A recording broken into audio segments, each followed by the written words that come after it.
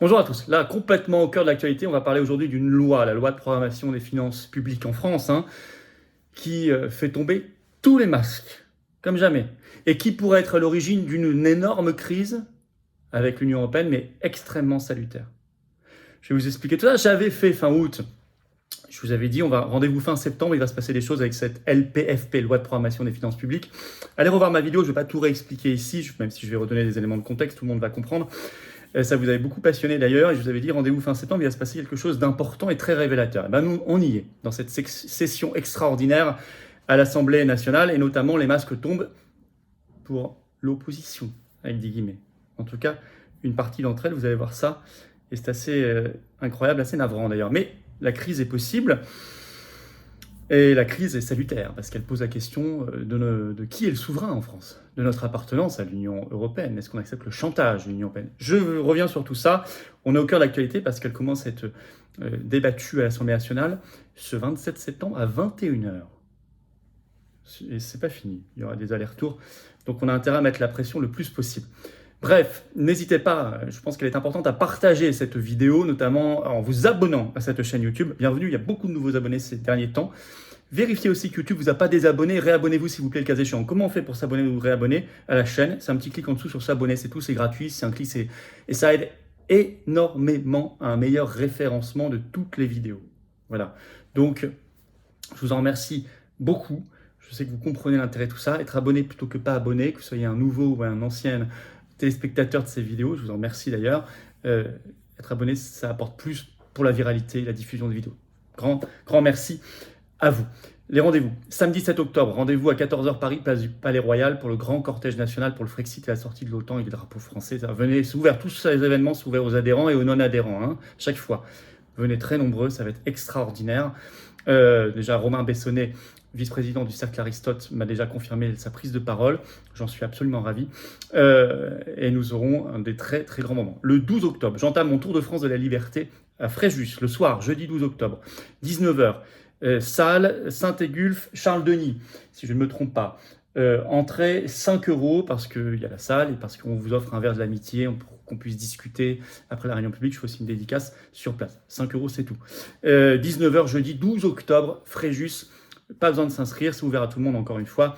Salle Charles-Denis, Saint-Égulphe.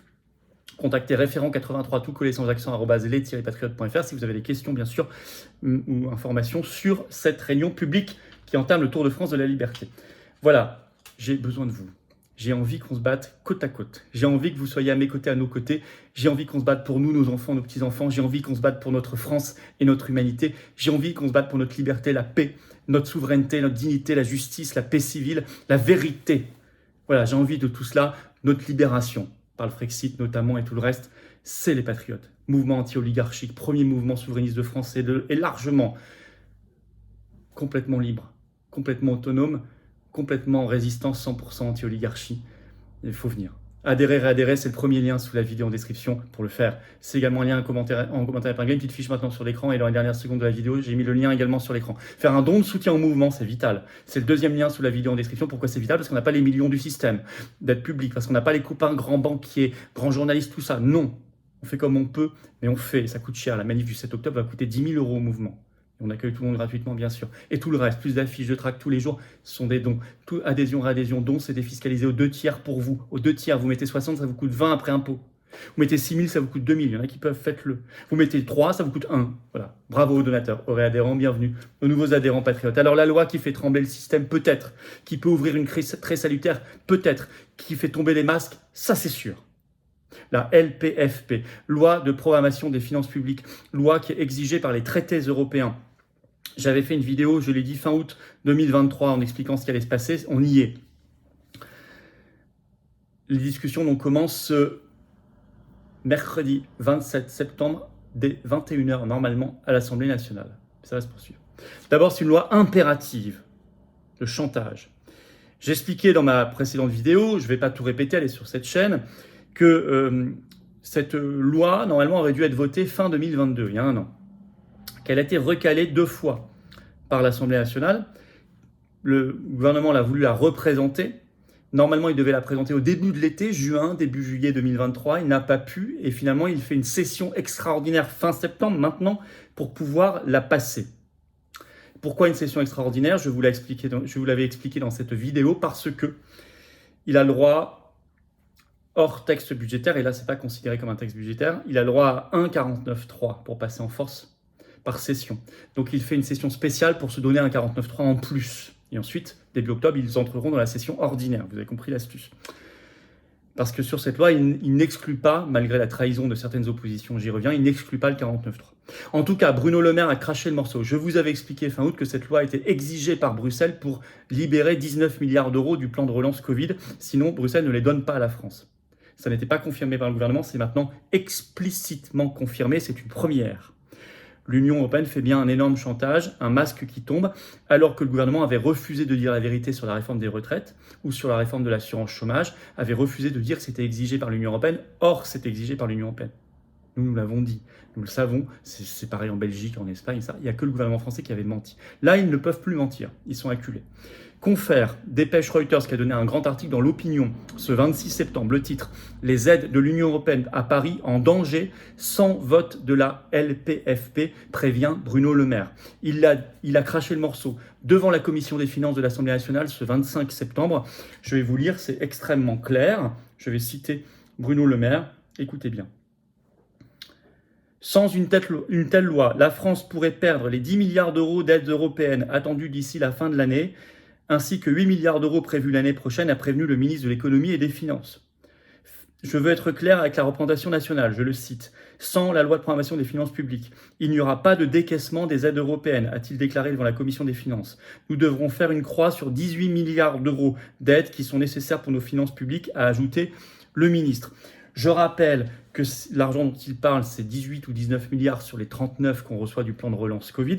Ces 39 milliards, ce sont les nôtres, puisque la France verse 80 milliards pour en récupérer 39. Je vous l'explique depuis juillet 2020, depuis que cet accord a été signé le 21 juillet 2020. J'ai fait une vidéo le jour même sur ma chaîne. Donc là, on est en plein là-dedans. Donc quand il dit c'est les aides européennes, c'est notre argent. Donc c'est un chantage encore plus inacceptable. Les oppositions vont-elles sauver la mise à Macron et donc contenter l'Union européenne, contenter Ursula von der Leyen en votant ou en faisant passer cette loi? C'est ce qu'une partie de l'opposition va faire, le RN.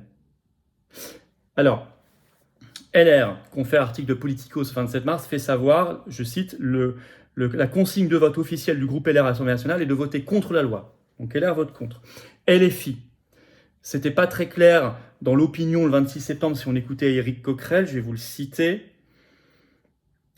Le président de la commission des finances LFI, Éric Coquerel, a déclaré que les élus de l'opposition ne devaient pas abandonner tant de prérogatives législatives sur les finances publiques. Bon, il n'est pas acquis selon lui que la Commission européenne décidera de ne pas accorder des fonds à la France, a-t-il poursuivi. Donc on se disait, tiens, peut-être qu'il veut faire croire que le chantage n'existe pas pour quand même s'abstenir ou voter pour cette loi. Mais en fait, là, ils ont clarifié le 27 septembre, LFI et même la NUPES en général a dit qu'ils voteraient contre la loi. Donc les oppositions, LR vote contre, NUPES vote contre, il reste le RN. Ben, le RN a fait savoir qu'il s'abstiendrait. Et ça, c'est très problématique parce que ça fait passer la loi. Déjà en commission des finances, en fait, avant d'être en plénière, là, le 25 septembre, ils se sont abstenus. Par ailleurs, Libération, le 25 septembre, a fait un grand article pour l'expliquer. Je vous le cite. « Et si le RN rendait un bon service au gouvernement ? L'Assemblée nationale est convoquée dès ce lundi avec notamment au menu l'examen de la loi de programmation des finances publiques, ce que je vous dis. Tout porte à croire que l'exécutif devra user du 49.3 pour faire passer cette loi, sauf si l'extrême droite, bon, c'est le langage libyen, donc le RN, en décide autrement et s'abstient lors du vote du texte. Une option que le RN envisage, selon le député Jean-Philippe Tanguy cité par Le Parisien. Le groupe présidé par Marine Le Pen sait, comme les autres, que l'adoption de cette loi conditionne le versement des aides européennes. On n'est pas d'accord avec les décisions économiques du gouvernement, mais si la non-adoption de cette loi a pour conséquence de bloquer les investissements dans l'industrie, on prendra nos responsabilités, indique Jean-Philippe Tanguy. Le même raconte avoir été reçu à Bercy par Bruno Le Maire. Le ministère de l'économie précise avoir reçu tous les groupes à l'Assemblée. Le maire m'a demandé si on pouvait s'abstenir, ajoute Tanguy.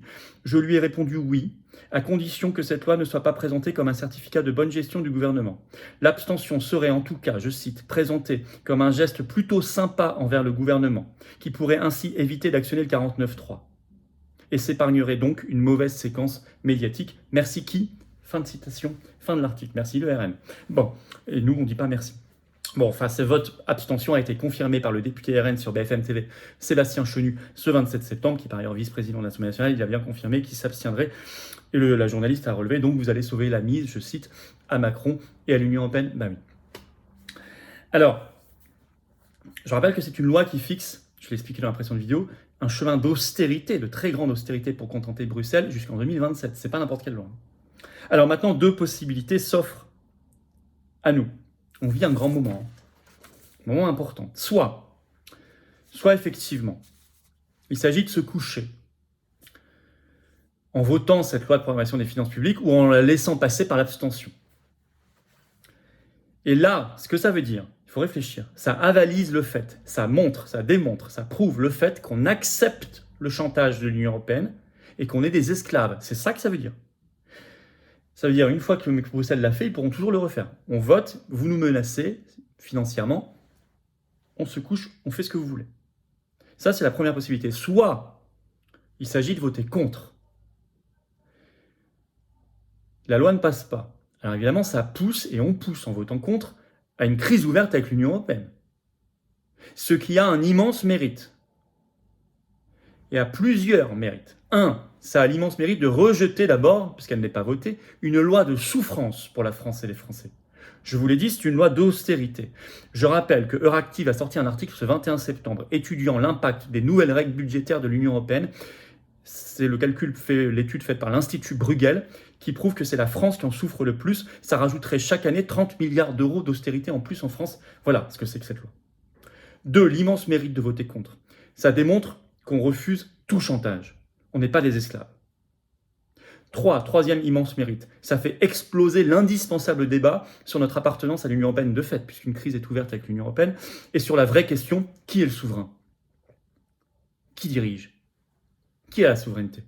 Dans ce débat, nous, les patriotes, on se positionnerait évidemment clairement pour c'est le peuple français, donc le Frexit. Seule solution.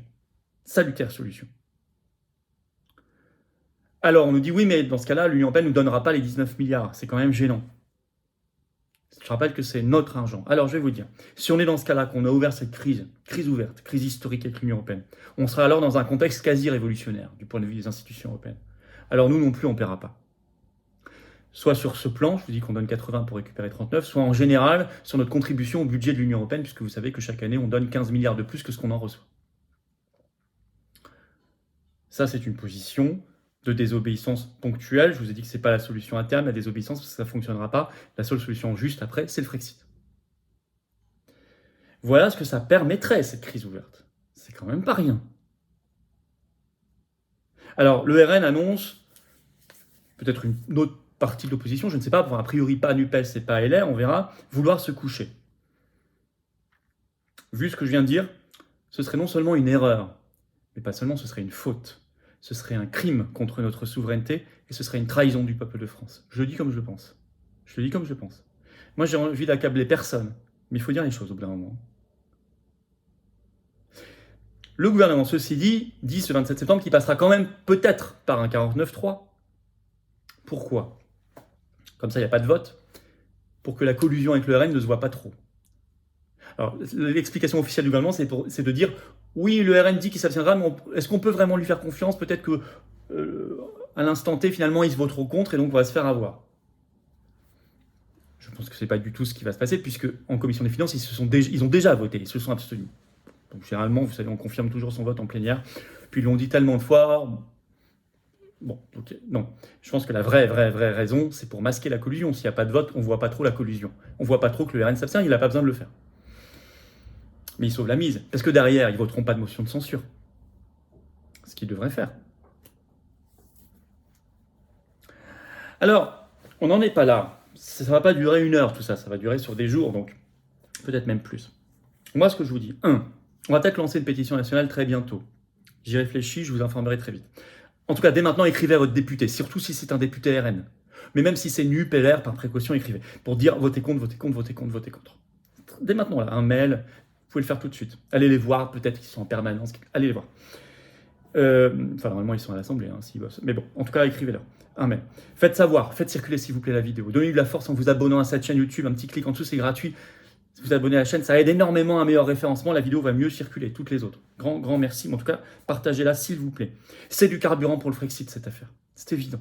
Et ça démasque qui fait quoi, qui pense quoi, qui joue quel rôle. Et ça, c'est très important pour que les Français comprennent mieux et s'orientent mieux et se battent mieux. Voilà ce que je voulais vous dire. Donc oui, partagez cette vidéo, abonnez-vous à cette chaîne si vous voulez bien. Samedi 7 octobre, rendez-vous Paris, 14h, place du Palais Royal, le grand cortège national pour le Frexit et la sortie de l'OTAN, plus que jamais d'actualité. Venez, faites venir, c'est sécurisé, c'est ouvert à tous, adhérents ou pas, soyez là. Je vous attends, patriotes. Cette carte orange d'espérance, elle est là. Vous voyez, nous, on n'est pas dans la compromission. On est dans la vérité, on est dans le courage, la ténacité, la résistance avec vous. Mais j'ai besoin de vous. Soyez adhérents ou réadhérents des Patriotes si votre adhésion n'est plus à jour. Dès maintenant, pas demain, après-demain, l'oligarchie, vous voyez, c'est maintenant. C'est maintenant les combats. Adhérents, réadhérents, pour le faire, adhérer ou réadhérer, c'est le premier lien sous la vidéo en description. Ce lien est également en commentaire épinglé. Dans quelques secondes, le lien apparaît sur l'écran pour le faire. Choisissez. Faire un don de soutien au mouvement, c'est le deuxième lien sous la vidéo en description. Ça permet de financer nos actions. Nous n'avons pas les millions d'euros du système. Nous n'avons pas les grands copains de l'oligarchie. C'est le moins qu'on puisse dire. Mais on fait, donc ça coûte. Le don est formidablement bienvenu également. Adhésion, réadhésion, don, c'est défiscalisé pour vous aux 2 tiers. 2 tiers. Il y a aussi possibilité de don mensuel d'ailleurs, allez voir. Hein. Voilà. En tout cas, 2 tiers, c'est-à-dire que si vous mettez 60, ça vous coûte 20, etc. Bravo aux donateurs, aux réadhérents, bienvenue, aux nouveaux adhérents patriotes, et vive la France.